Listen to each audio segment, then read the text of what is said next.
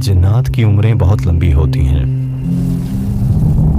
मेरे करीबी मोहसिन सहाबी बाबा जिन्नात में वो हस्ती हैं जो खुद हजूर सल्लल्लाहु अलैहि वसल्लम की महफिल में रहे, हजूर सल्लल्लाहु अलैहि वसल्लम से कुरान सुना, कई सहाबा और औलिया की जिंदगी में उनके साथी रहे।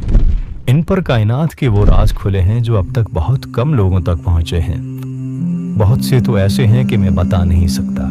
मैं अल्लामा लाहौती पुर इसरारी यानी जिन्नात का पैदाइशी दोस्त आज आपको उनसे मिले चंद ऐसे राज बताना चाहता हूँ जो यकीनन आपकी जिंदगी बदल देंगे। चंद साल पहले मेरा जिन्नात की एक शादी में जाना हुआ। वहां सहाबी बाबा ने मुझे किसी से मिलवाया। इनसे मिले, ये बावर्ची जिन हैं। इन्होंने अपनी जिंदगी में कई बुजुर्ग हस्तियों की खिदमत की है। जनाब मुझे कुछ हस्तियों के अहवाल सुनाए। बस जनाब, हर बुजुर्ग का अपना ज़ौक़ था, अपनी पसंद थी। हाँ, एक अनोखी चीज़ आपको बताता हूँ। कई साल मैंने बाबा फरीद रहमतुल्लाह अलैह की खिदमत में ज़िंदगी गुजारी।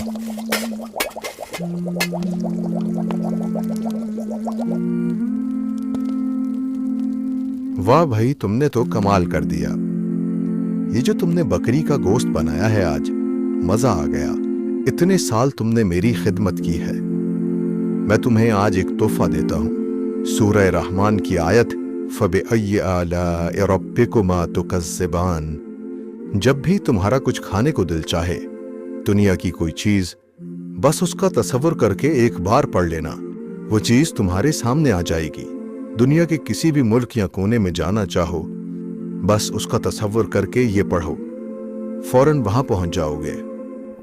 मुझे बाबा फरीद रहमतुल्लाह अलैह से इस अमल की खास इजाज़त है। आज ये मैं आपको बख्श रहा हूँ। जज़ाकल्लाह जनाब। अच्छा ये बताएं, माशाल्लाह आपने इतनी लंबी उम्र पाई है। यकीनन आपने मुग़ल हुक्मरानों का दौर भी देखा होगा। उनके बारे में कोई अनोखी बात? जी हाँ, बिल्कुल। वो तो मेरे लिए ऐसे है जैसे कल की बात हो। आपको एक ऐसी बात बताता हूँ जो शायद आपको किसी किताब में भी ना मिले। जब बर्रे सगीर पर मोहम्मद शाह रंगीला की हुकूमत थी, मैं उस वक़्त लाल किले में रहता था। एक चीज़ जो उसके बारे में पूरी दुनिया को मालूम है कि दिन रात उसके दरबार में अयाशी की महफिल लगी रहती थी, लेकिन वो लोगों के फ़न का बहुत कदरदान था। तकरीबन हर फन का साहिब कमाल उसके दरबार में मौजूद होता। वो उन पर इनामात की बरसात करता। मुझे डर है कि जिस तरह बादशाह दिन रात इन लोगों पर खजाना लुटा रहा है, कहीं ये खजाना खत्म ना हो जाए।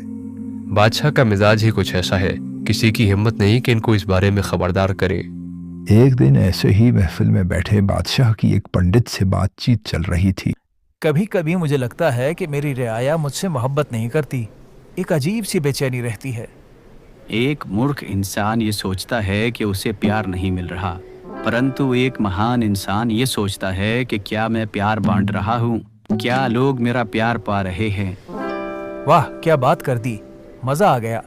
अच्छा मुझे ये बताओ, आपने जंगलों और गारों में वक्त तो गुजारा होगा? हाँ गुजारा है, बिल्कुल गुजारा है। तो मुझे ये बताओ, तुम्हारा वहाँ जिन्नात से कभी सामना हुआ? हाँ, बहुत दफ़ा। कई बार उन्होंने मुझ पर हमला करने की कोशिश भी की। तो तुम उनसे बचे कैसे? ये एक राज है, मैं हर किसी को नहीं बता सकता। अरे जनाब, आप मुझ पर यकीन रखो, ये राज बस मुझ तक ही रहेगा। तो फिर सुनो, आपके कुरान में खुदा का एक नाम आया है, कहार। ये लफ्ज़ जादू, जन्नात और शयातीन के लिए एक नंगी तलवार है। जो बंदा भी या कहार पढ़ता हो, दुनिया की कोई शैतानी ताकत उसका मुकाबला नहीं कर सकती। लेकिन ध्यान रखना, ये राज बाहर न जाए, क्योंकि ये अगर आम लोगों तक पहुंच गया तो लोगों ने शरीर जिन्नात की नस्लें ख़त्म कर देनी हैं। फिक्र मत करो, ये राज मेरे सीने में ही दफन हो जाएगा।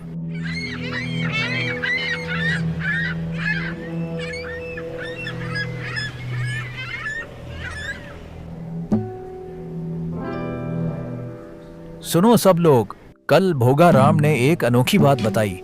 कह रहा था कि अल्लाह ताला का नाम या कहारो ऐसा ताकतवर नाम है कि जिन्नात के कबीलों के कबीले बर्बाद कर दे। पता नहीं क्या हकीकत है, कोई बंदा आजमा कर बताए। अरे बादशाह सलामत, ये क्या कर दिया आपने? आपको कहा था ये एक बहुत हसास राज है। ओ नहीं, ये मैंने क्या कर दिया? ये राज बाहर आते ही लोगों ने ये पढ़ना शुरू कर दिया और शरीर जन्नात का वो कत्लेआम शुरू हुआ जो शायद तारीख में कभी नहीं हुआ। आज भी बातिल की पूरी कोशिश है कि ये नाम लोगों में आम न हो। खैर, इसी तरह बादशाह के दिन रात गुजरते गए। फिर एक वक्त आया कि अयाशियों में बादशाह का खजाना ख़त्म हो गया। दरबार की रौनकें ख़त्म हो गईं। अब बादशाह को खजाने की फिक्र सताने लगी। सुनो तुम,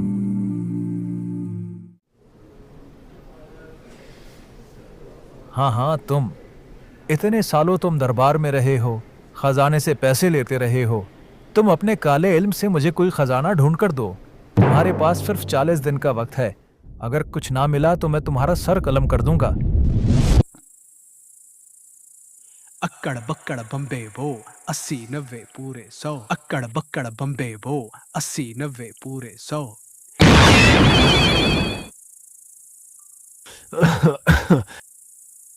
अरे उस्ताद, इतने सालों बाद आज कैसे याद कर लिया? बस दोस्त, मेरी जान दांव पर लगी है।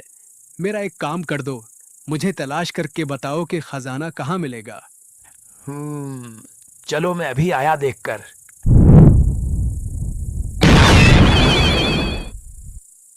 हाँ तो उस्ताद, यहाँ से कुछ दूर एक पुराना किला है, उसके नीचे एक खजाना दफन है, किसी बादशाह का है। मैंने सुना है कि खजाने पर पहरा होता है, तो तुम एक काम और कर दो, वो खजाना पहरे से बाहर लाकर रख दो, बाकी मैं संभाल लूंगा। कोई मसला ही नहीं, बस अभी गया और अभी आया।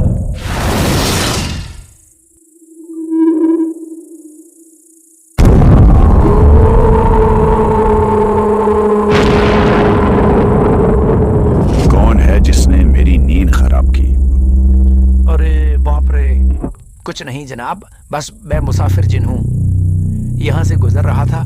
कोई नहीं, आप आराम से सो जाएं, मैं गया।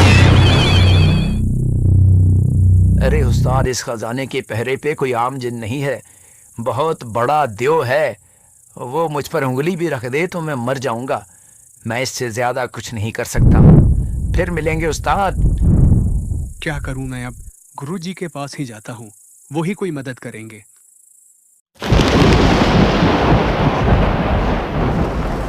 गुरुजी, आप ही मेरी मदद कर सकते हैं। मेरे जिन का कोई बस नहीं चल रहा उस देव पर। ठीक है, इधर ही बैठ जाओ मेरे साथ।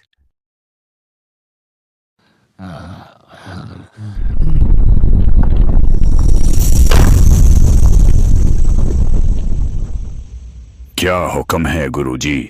एक खजाने पर एक दियो काबिज है, तुम्हें इसे खत्म करना है, बाकी हम देख लेंगे। जैसे आपका हुक्म।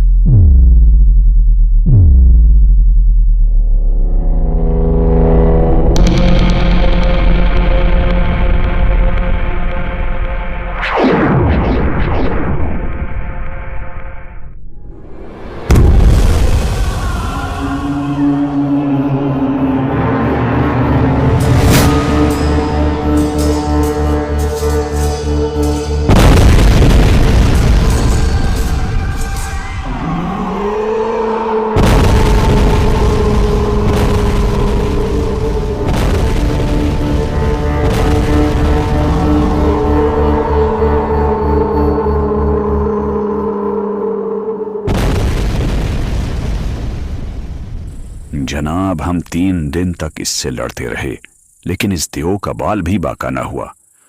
वो कोई आम देव नहीं है, बल्कि उसकी ड्यूटी लगी है वो इस खजाने की हिफाजत करे। ये खजाना मोहम्मद शाह के नसीब का नहीं है, बल्कि उसकी चौथी नस्ल का है। जब उसकी चौथी नस्ल आएगी तो ये देव खुद इस खजाने को उन तक पहुंचाएगा। اب مجھے یہ بتاؤ کہ جس مسئلے میں پھنسا ہوں میں اس سے کیسے نکلوں؟ میرا مشورہ ہے کہ کوہساروں کی بستی میں ایک بزرگ رہتے ہیں، آپ ان کے پاس جائیں، سارا معاملہ ان کو بتائیں، وہ آپ کو صحیح حل بتا سکیں گے۔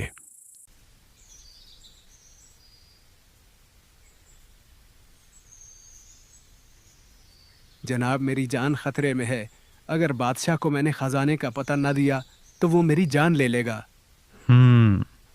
تم فکر مت کرو، جا کر بادشاہ کو کہو کہ تمہیں خزانے کا پتہ مل گیا ہے اور اسے خزانہ میں دوں گا، لیکن بادشاہ کو خود میرے پاس آنا ہوگا۔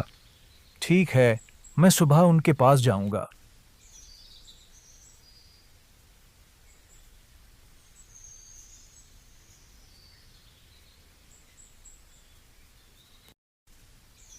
جی جناب، وہ خزانہ کہاں ہے؟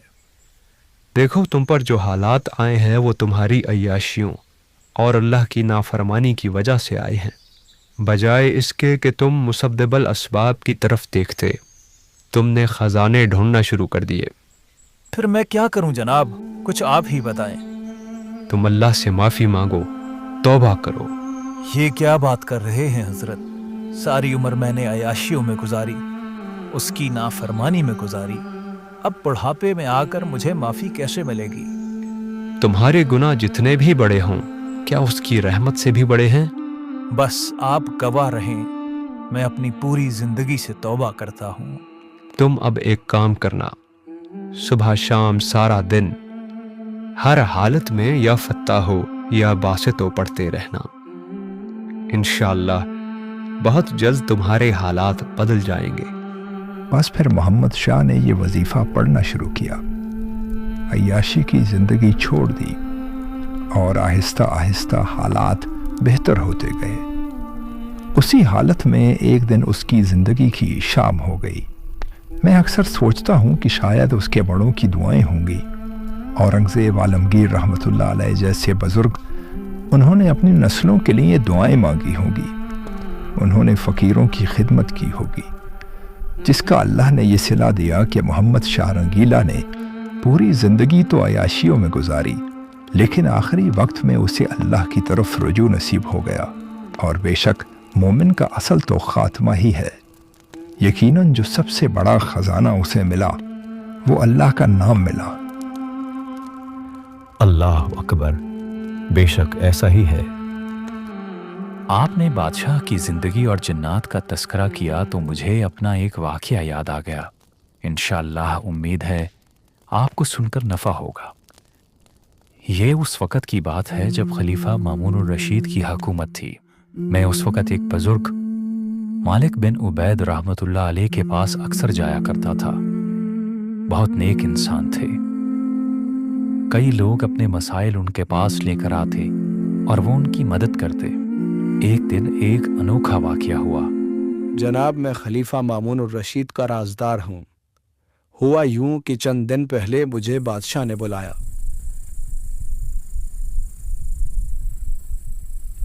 جی جناب، حکم کریں، میں کیا خدمت کر سکتا ہوں آپ کی؟ سعید میرے دوست، اچھا ہوا تم آ گئے۔ میرے ساتھ عجیب معاملہ ہو رہا ہے۔ مجھے اپنی بیوی سے بے انتہا محبت تھی، لیکن پچھلے کچھ دنوں سے نہ جانے کیا ہو رہا ہے کہ آہستہ آہستہ مجھے اس سے نفرت ہوتی جا رہی ہے، اور میرے دل میں بار بار یہ خیال آتا ہے کہ میں اسے طلاق دے دوں اور اسے نکال دوں۔ مجھے یہ کوئی معمولی بات نہیں لگتی۔ آپ مجھے 3 دن کا وقت دیں، میں آپ کو تحقیق کر کے بتاتا ہوں۔